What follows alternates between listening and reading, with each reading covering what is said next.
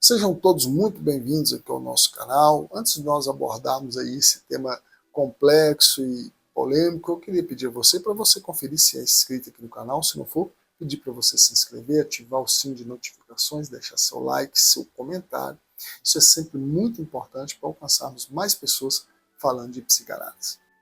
Hoje eu quero falar um pouco com vocês sobre o que é uma mulher, sexo, gênero e o sujeito do inconsciente. Agora, no início de 2026, aqui mais precisamente em março, uma notícia atravessou o debate público brasileiro.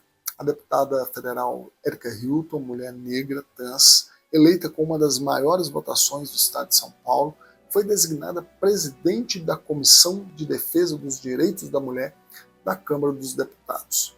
Imediatamente, a polêmica se instalou, não apenas entre setores conservadores, tradicionalmente contrários à pauta dos direitos trans, mas também entre mulheres cisgênero, inclusive mulheres feministas, mulheres que se localizam politicamente à esquerda, que levantaram uma questão.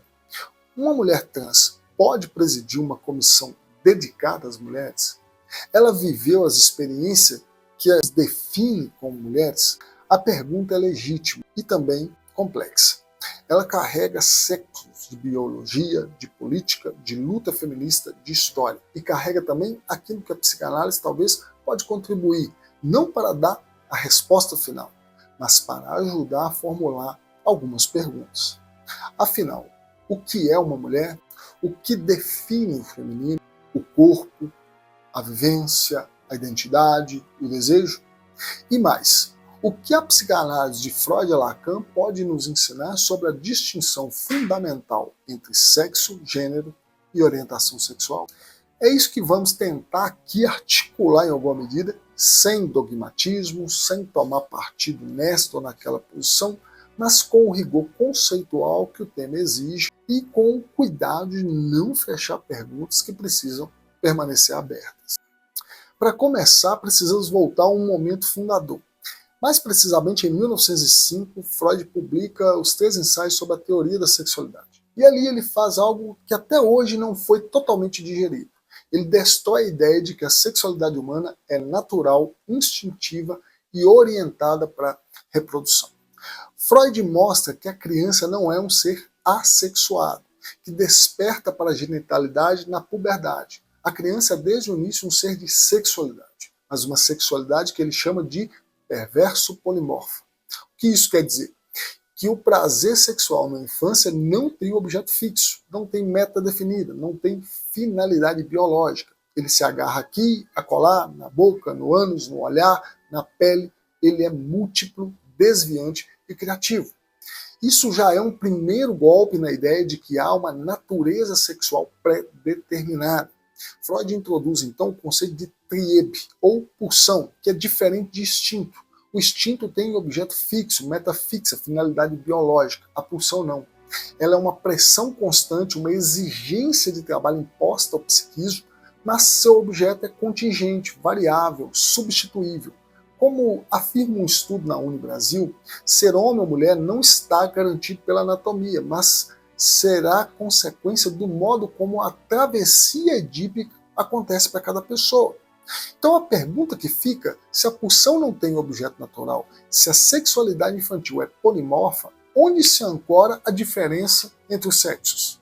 Freud se depara com um problema.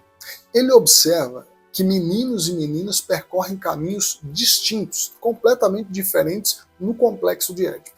Mas ele também observa algo mais radical. Não há uma correspondência simples entre a anatomia e posição subjetiva do sujeito com essa anatomia. Em 1932, no texto A Feminilidade, Freud vai afirmar algo surpreendente.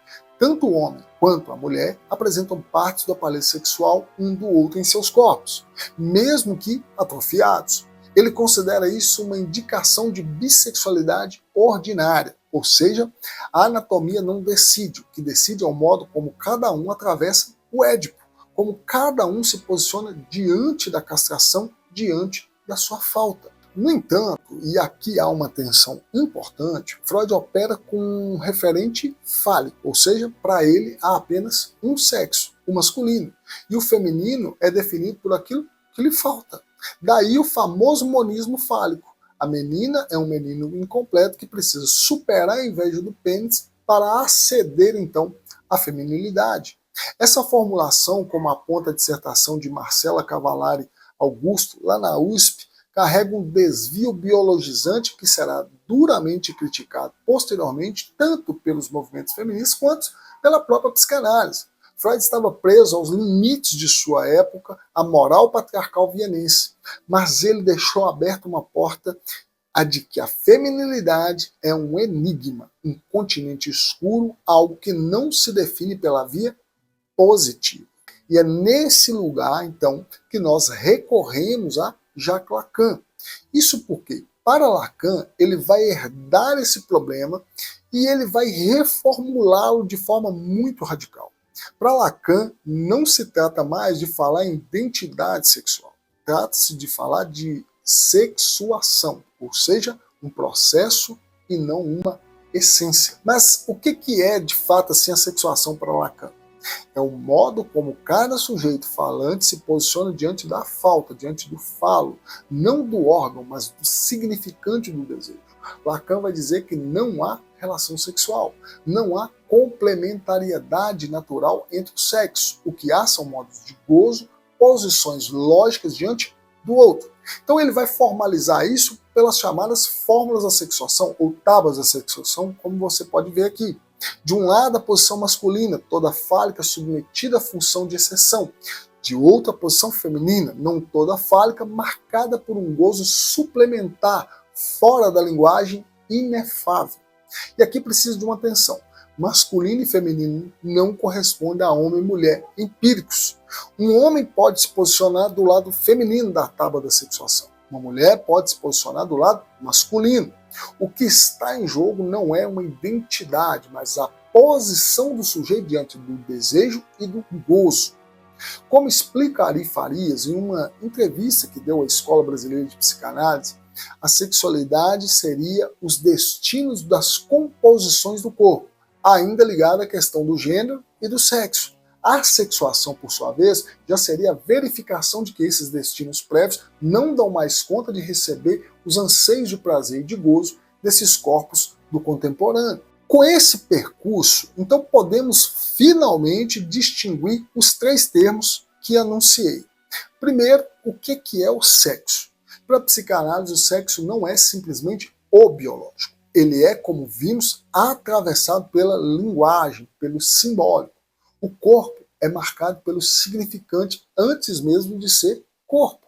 A anatomia importa, mas não decide. O que decide é o modo como cada sujeito lida com a falta inscrita nesse corpo. Freud já dizia, a anatomia é um destino? Sim, mas um destino que pode ser reescrito. Já a questão do gênero é a identificação social, cultural e histórica. É o lugar que o sujeito ocupa no discurso, a posição que ele reivindica no laço social. Homem, mulher, não binário. Essas são categorias de pertencimento, de reconhecimento, de luta política. A psicanálise não tem um conceito próprio de gênero, mas pode dialogar com ele. Como aponta a pesquisa da USP, o conceito de gênero surge para desnaturalizar a diferença entre os sexos, tratando-se de compreender o gênero enquanto um fenômeno socialmente construído para além do campo biológico. Então agora falta o terceiro termo, que é a orientação sexual. Esse é o vetor do desejo. Para quem o sujeito se dirige? Homossexual, heterossexual, bissexual, assexual. São modalidades de escolha de objeto. E aqui a psicanálise é muito clara. A orientação sexual não é uma identidade, é um destino pulsional. Não se escolhe, não se decide, não se cura. Ela se constitui no enlaçamento singular entre a história do sujeito, suas marcas infantis, seus encontros com o desejo do outro. O que a psicanálise freudo-lacaniana nos ensina é que esses três registros, sexo, gênero e orientação sexual, não formam um pacote fechado. Eles podem se combinar das maneiras mais distintas possíveis. Um corpo designado masculino, ao nascer, pode se identificar como uma mulher e desejar mulheres. Um corpo designado como feminino pode se identificar como um homem e desejar homens. Um corpo pode não se identificar com nenhum dos gêneros binários e desejar de múltiplas formas. Não há norma nesse contexto aqui. Há invenção singular de cada sujeito frente ao seu próprio desejo. Mas aqui é preciso fazer uma pequena pausa. Se a psicanálise nos ensina algo, é que o feminino, por estrutura, é um enigma. Não um enigma a ser decifrado, mas uma questão que insiste. Freud já dizia, o que é uma mulher? E passou a vida inteira sem responder isso. Lacan, por sua vez, vai formular, a mulher não existe. E com isso, ele não está negando a existência da mulher concreta. Ele está dizendo que não há um significante que defina a mulher, que encerre numa essência.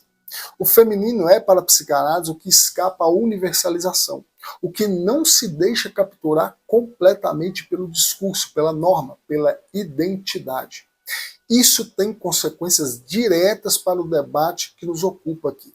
Se o feminino não é uma essência, se não há um conjunto de características que define de uma vez por todas o que é ser mulher, então a pergunta, quem é mulher, não pode ter uma resposta simples, biológica ou mesmo identitária.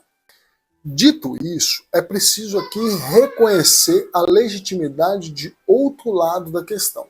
Muitas mulheres cisgêneras, incluindo, como eu já citei, feministas históricas, incluindo mulheres de esquerda, expressam desconforto com a ideia de que uma mulher trans ocupe a presidência de uma comissão dedicada aos direitos das mulheres. O argumento não é transfóbico, necessariamente. É um argumento sobre a experiência vivida. Essas mulheres apontam que há vivências específicas do feminino que são marcadas pelo corpo desde a infância. A menarca, o risco da gravidez, a maternidade, a violência obstétrica, a opressão patriarcal vivida desde a mais tenra idade em um corpo designado feminino. Elas perguntam, uma mulher trans compartilha dessas experiências? Pode falar por quem as viveu? A pergunta tem a sua pertinência e não tem resposta simples. Isso porque toca no cerne da representação política. Quem pode representar quem? A representação exige identidade de vivências ou exige compromisso com pautas? Historicamente, o feminismo já enfrentou esse tipo de questão. Mulheres negras questionaram se mulheres brancas podiam falar por elas. Mulheres pobres questionaram se mulheres de classe média podiam representar suas demandas. Em cada caso, a resposta não foi simples e nem unânime. A psicanálise, assim, pode contribuir para esse debate, não oferecendo uma solução, mas talvez complicando os termos. Isso porque ela nos lembra que o sujeito não se reduz às suas identificações. Ninguém é apenas mulher, apenas negra, apenas trans, apenas cis. Cada sujeito é um enlaçamento singular de marcas, de histórias, de desejos e também de faltas. Então, uma mulher cis pode ter vivido o corpo feminino desde a infância, mas isso não a autoriza por si só a falar por todas as mulheres cis, porque há diferenças enormes entre elas, de raça, de classe, de orientação sexual, de história. Uma mulher trans pode não ter vivido a menarca, mas pode ter vivido outras formas de violência e de afirmação do feminino e talvez igualmente reais. A rejeição familiar, a transfobia, a luta pelo reconhecimento, a construção de um corpo, de um lugar no mundo. Então, a psicanálise não vai hierarquizar aqui sofrimentos. Ela escuta a singularidade de cada um dentro daquilo que está trazendo. Com isso, minha gente, assim, concluindo, tentando aqui fechar, ou, se não, abrindo outras portas, no final, a pergunta, Erika Hilton pode presidir a comissão da mulher? Permanece. Mas talvez ela precise ser deslocada. Talvez a pergunta não seja ela pode, mas as mulheres se sentem representadas por ela? Essa pergunta não tem uma resposta universal. Mulheres diferentes responderão de maneiras diferentes. Algumas se sentirão profundamente representadas por uma mulher negra trans que enfrentou todas as violências possíveis e chegou ao parlamento para lutar por direitos. Outras se sentirão desconfortáveis por acharem que uma mulher trans não compartilha de experiências que as definem como mulheres, porque para elas o feminino tem um universo muito próprio que só elas podem ter experimentado. Ambas posições existem, ambas merecem ser escutadas, ambas são legítimas no debate democrático. Claro, sem cometimento de crime, sem violência. O que a psicanálise aqui pode oferecer é apenas um lembrete. Nenhuma identidade é total. Ninguém é inteiramente representado por ninguém. O sujeito é sempre mais do que suas identificações. E o desejo, esse motor que nos move, não cabe em comissão alguma. Talvez o melhor que possamos fazer diante assim dessa polêmica toda seja escutar as mulheres cis que questionam, escutar as mulheres trans que reivindicam, escutar o mal-estar que emerge quando as categorias se embaralham. Porque é no mal-estar que algo novo pode nascer. Deixo então a pergunta para quem nos assiste, especialmente para as mulheres. Você se sente representada por Érica Hilton na presidência da Comissão da Mulher? A resposta é sua e ela, com certeza, importa. Valeu e até uma próxima.